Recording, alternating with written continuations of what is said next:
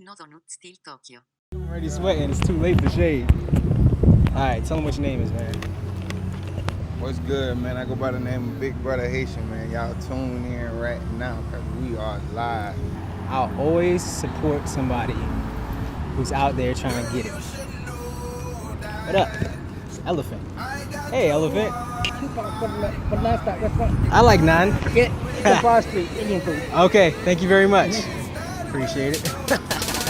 Shawty said, come get fat, ma. I'm on no way, baby.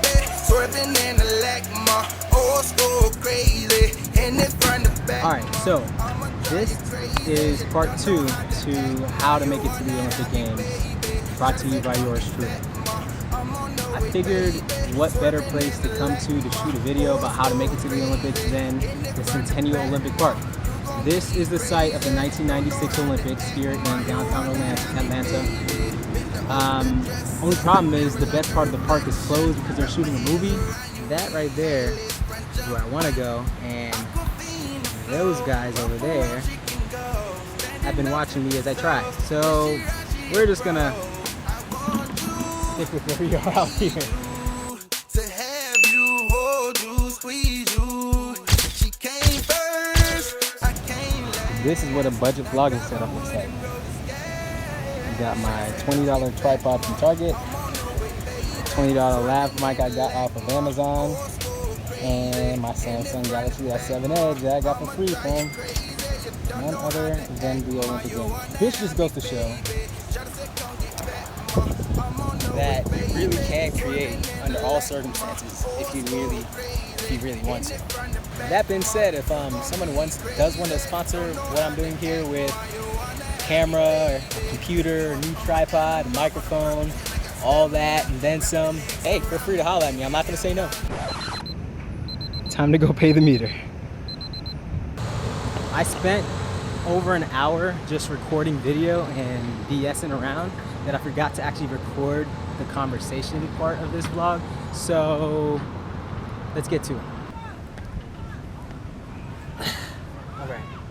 So in vlog number 1, I finished off with one of my favorite quotes that's from Jesse Owens, one of the greatest Olympians of all time. And the quote goes something like this: "The road to the Olympics leads in the end to the best that's within us." So the topic of this video is gonna be, how do we actually reach the best that's within us? As with the last one, there's so many different ways I can go with this because there's really no wrong way to answer it. Every person you talk to who's been to the Olympic Games is gonna have their own methodology of getting there. But as far as mindset goes, I wanna focus more on mindset to begin with this. And honestly, the first point that I had written down is when you're on route to a goal, especially big ones, there are going to be lows, there are going to be highs. And it is natural for us as human beings to want to curse the lower parts, to want to be so quick to get out of the parts that don't feel good so we can focus on the high parts. It is the lows that give value to our highs. I've had so many low points in my career. Honestly, I'm just coming out of yet another as I'm training for Tokyo. But every single time I learn more and more that without the lows, not only would I not appreciate the highs, but the lows themselves create the highs. It's like you engineer your own breakthroughs. And if you remember that what you do in your lowest points is what really defines your character, then at the very least, when you're at the lowest point, whether it be depression or brokenness or injury, which I've experienced all three very recently, what you do in your lowest points is what creates your character. So that when you do reach those highs once again, you can realize, okay, I've gone through the for lack of a better term, excuse my French. I've gone through the darkness. Now I know how to be my best here, now that I'm feeling good. If you can not let the bottom fall out while you're in your lowest points, it'll serve you later on. All right, so my last location got overridden by ants right back there, and I was getting bitten, so we had to switch it up. So finish off that first point I made, bless the lows and bless your highs. Bless them equally. By bless them, I mean be grateful for them. It's very, very easy to say thank you when things are looking up. It's very easy to say thank you when you're feeling good, when the money's in the bank account and you're not injured and you're training and competing really well. But if you can find a way to keep that same mindset despite your emotions are something completely separate, but if you can find a way to keep the same mindset when you're in your lowest points, I guarantee you, and I'm speaking from experience, I won't ever not speak from experience, that it will serve you in the long run. Everything has a season, nothing lasts forever, so your highs won't last forever and your lows won't last forever, but if you can keep an even keel, at the very least in here, while all that's going on, it'll serve you. It's the process of becoming the Olympian that's really the beautiful part. And it goes back to that Jesse Owens quote I talked about. The road to the Olympics is what leads to the best within us, not just being the Olympian. Process. What is process? You hear people talk about focus on the process outcome. What does that even mean? I started training for the first time full time in about a year's time, and I said time a lot just now. In December 2018, January 2019. My training was going really well. I had an early season injury that threw a fork in my plans. I dealt with that injury for the course of 7, maybe actually close to 10 weeks. By the time I came back from that injury, I had something else that was aggravating my body. And eventually, before I knew it, all the competitions throughout the year, I basically run up and gone dry right in front of my eyes. So that led to me not even being able to compete as I would have wanted to. Nothing went according to my plan this year.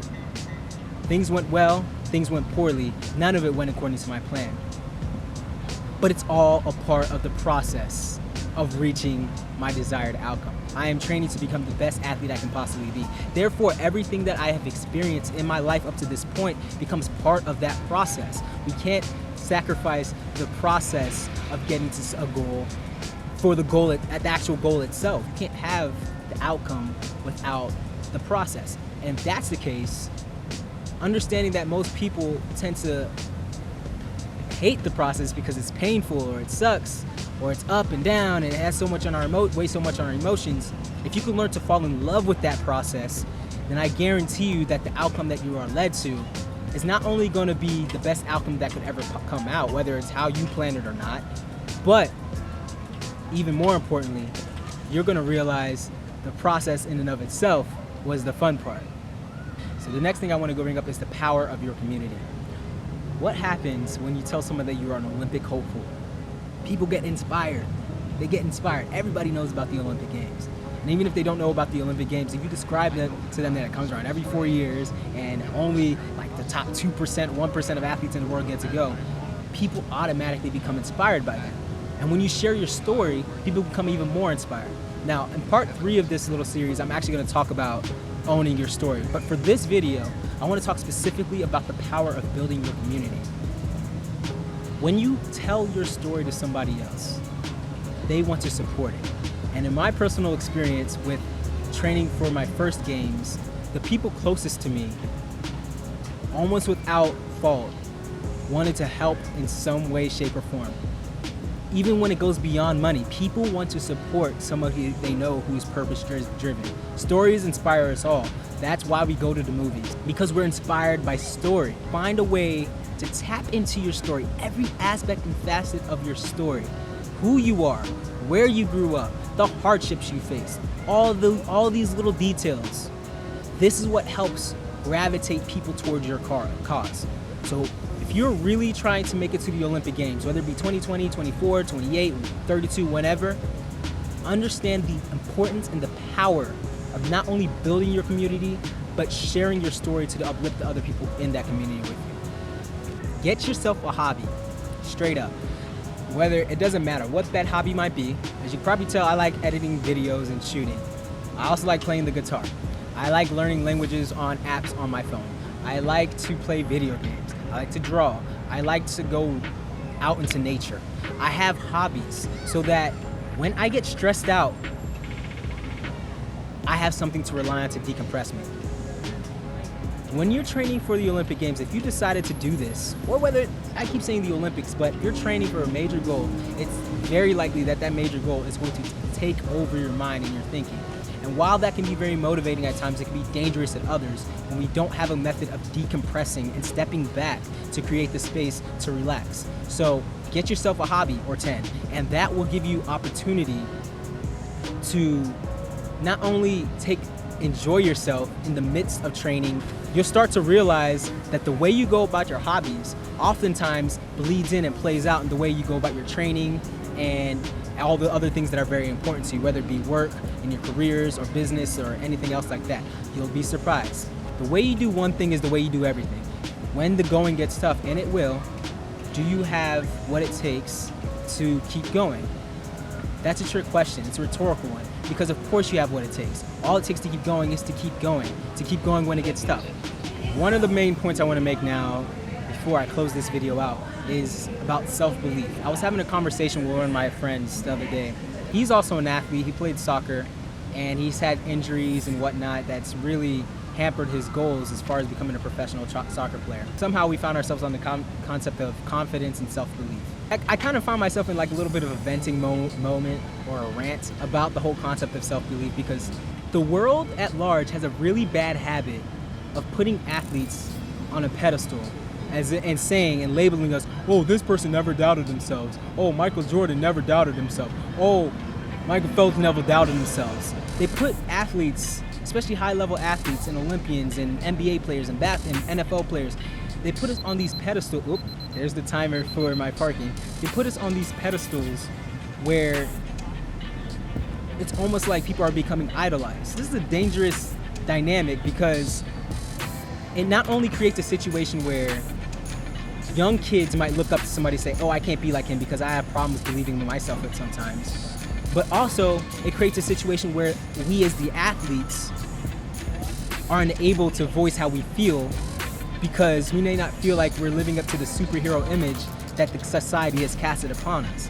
Now that's a whole tangent, but I wanted to bring that point up for this reason. You won't know how much you believe in yourself until that self-belief, that self-confidence is tested. At times, when you're training for the Olympic Games, your self-confidence, doesn't matter who you are, doesn't matter how many accolades you have, how many championships you've won, your self-belief and self-confidence will be tested. What really matters is whether you or not you keep going. That's all there is to it. Self-belief is developed in those lowest points. Self-belief is developed when, despite how you feel in here, despite how depression is weighing on you, you keep taking steady action towards your dreams and ambitions.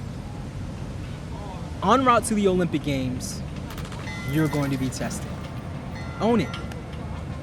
This is literally the process of being led to the best that's within you. As Jesse Owens said, the road to the Olympics leads, in the end, to the best that's within us. You won't know the best that's within you unless you're tested to get there. And the final point I want to make is this. Plan beyond. Learn to plan beyond the Olympic Games or the Olympic trials, or, as I said, if you're watching this video, you're probably a track athlete, but no matter what sport you're in, if you're training for the Olympic Games, learn to plan beyond. Life continues after the Olympic Games. Learn to not put everything else on hold, even as you're training for the Olympic Games. Yes, this is going to be something that takes your undivided attention for over the course of 4 years or however long your Olympic journey lasts. But the most important part is to remember that life goes on at the end of it. All right, so this has gone on plenty long. People are watching me record and don't realize that I'm looking at them through these shades. Part 3, I'm going to go deeper into the whole concept of owning your story authentically. By me even shooting and recording these vlogs more regularly, I'm putting my money where my mouth is, and I'm walking the talk. And hopefully this can provide some type of inspiration or motivation for you to get up and do the same. All right, till next time. Peace. Actually, one more thing. If these vlogs and videos are entertaining to you, let me know. I'd like to know your thoughts in the comments. Obviously, like, subscribe, do all that stuff. But yeah, let me know. I'm still gonna be shooting regardless because I enjoy it. But yeah, definitely let me know what other topics you'd like to hear me cover.